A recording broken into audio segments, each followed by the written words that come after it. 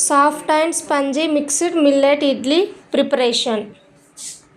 Hi friends, అందరికీ ఈరోజు వీడియోలో సింపుల్ అండ్ హెల్తీగా టేస్టీగా మిక్స్డ్ మిల్లెట్ ఇడ్లీ ఏ విధంగా ప్రిపేర్ చేసుకోవాలో క్లియర్గా చూపిస్తాను. చాలా ఈజీ ప్రాసెస్ అండి, చాలా బాగుంది. టేస్ట్ అయితే మంచిగా, ఇడ్లీలు కూడా మంచిగా సాఫ్ట్గా వచ్చాయి.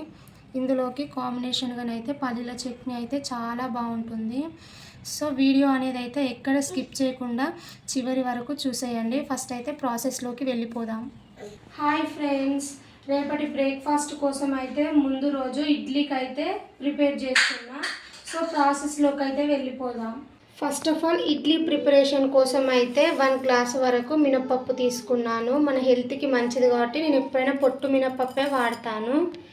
ఇవి వచ్చేసేమో కొర్రలు, ఇవి వచ్చేసేమో వరియలు, ఇవి వచ్చేసేమో సజ్జలు, ఇవి వచ్చేసేమో జొన్నలు, ఇవి వచ్చేసేమో రాగులు. సో ఇవన్నిటిని నానబెట్టుకుందాం.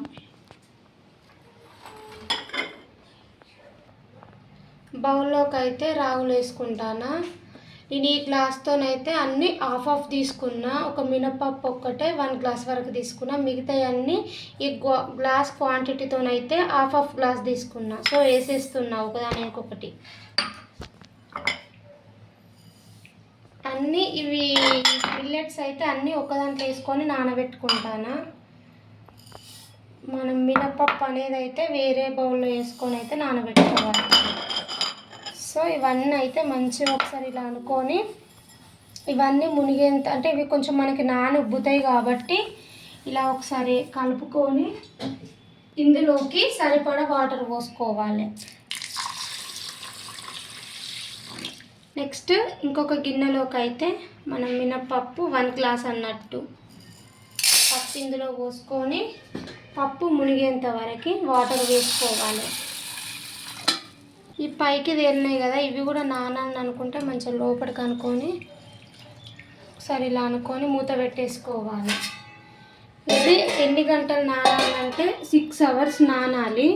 6 అవర్స్ నానితేనే మనకి ఇడ్లీ పిండి అనేది సాఫ్ట్గా మంచిగా వస్తుంది అన్నట్టు.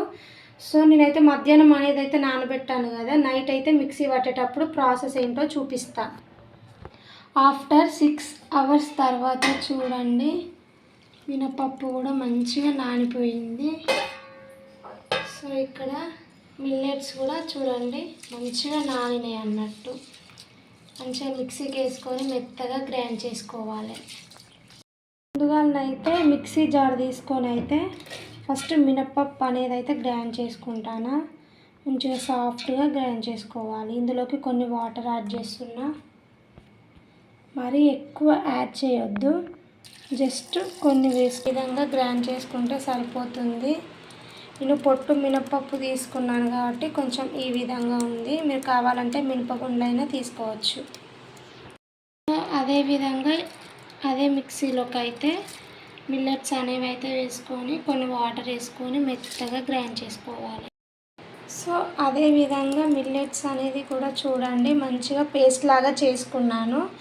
ఇవన్నీ మంచిగా ఒక స్టీల్ దాంట్లో అయితే వేసుకొని ఇవి రెండు మిక్సీ పట్టుకున్నాక ఒకసారి స్పూన్తో మంచిగా కలపెట్టుకోవాలి. ఇలా కలపెట్టుకొని నైట్ మొత్తం ఇలాగే ఉంచాలి, మూత పెట్టి ఉంచుతాను. సో మార్నింగ్ ఇడ్లీ వేసేటప్పుడు చూపిస్తా. సో మార్నింగ్ వరకు అయితే చూడండి పిండి అనేది అయితే మంచిగా పులిసిపోయింది అన్నట్టు. చూడండి ఎంత మంచిగా పులిసిందో. ఇలా పులిస్తేనే ఇడ్లీలు అనేది సాఫ్ట్గా వస్తాయి. ఇందులోకి రుచికి సరిపడినంత సాల్ట్ అనేది అయితే వేసుకుంటాను.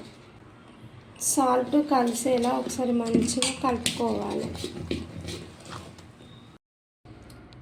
ఫస్ట్ అయితే ఇడ్లీ గిన్నెలకైతే ఆయిల్ అనేది అయితే వేసుకుంటాను. ఆయిల్ అనేది వేసుకుంటే మనకి తీసేటప్పుడు మంచిగా ఈజీగా ఉంటుంది అన్నట్టు. అదేవిధంగా అన్ని గిన్నెలకైతే ఆయిల్ అనేది అయితే పెట్టుకోవాలి. సో ఇక్కడ నూనె పెట్టుకున్నాకనైతే ఇడ్లీ అయితే వేసేస్తున్నా.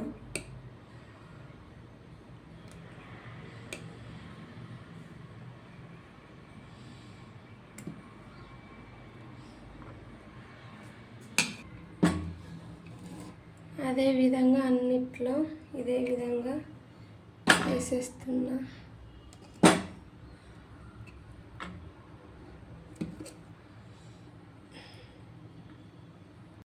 సో ఇడ్లీ ఉడకడానికి అయితే ఈ క్వాంటిటీ నీళ్ళు అయితే సరిపోతుంది.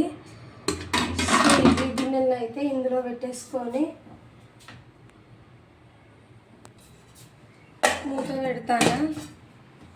స్టవ్ అనేది అయితే హై ఫ్లేమ్లో పెట్టుకొని అయితే ఒక 20 మినిట్స్ ఉడకనివ్వాలి. 20 మినిట్స్ తర్వాత ఇడ్లీ ఎలా వచ్చాయో మీకైతే చూపిస్తా. సో 20 మినిట్స్ అయిన తర్వాతనైతే ఆఫ్ చేసిన. సో ఇడ్లీలు అయితే ఏ విధంగా వచ్చినాయో చూద్దాం. చూడండి, వేడి వేడిగా మన ఇడ్లీ అయితే తయారైపోయింది. సో ఇడ్లీలు అనేవి చూడండి చాలా బాగా వచ్చాయి.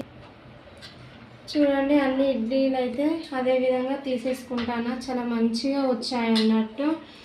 సో చూడండి, చాలా మెత్తగా ఉన్నాయి మంచిగా. సో మీరైతే ఒకసారి ఈ విధంగా ట్రై చేసి చూడండి. ఈ వీడియో అయితే మీ అందరికీ నచ్చిందని అనుకుంటున్నాను. నచ్చితే ప్లీజ్ సబ్స్క్రైబ్ చేసుకోండి, షేర్ చేయండి, కామెంట్ చేయండి. Thanks for watching.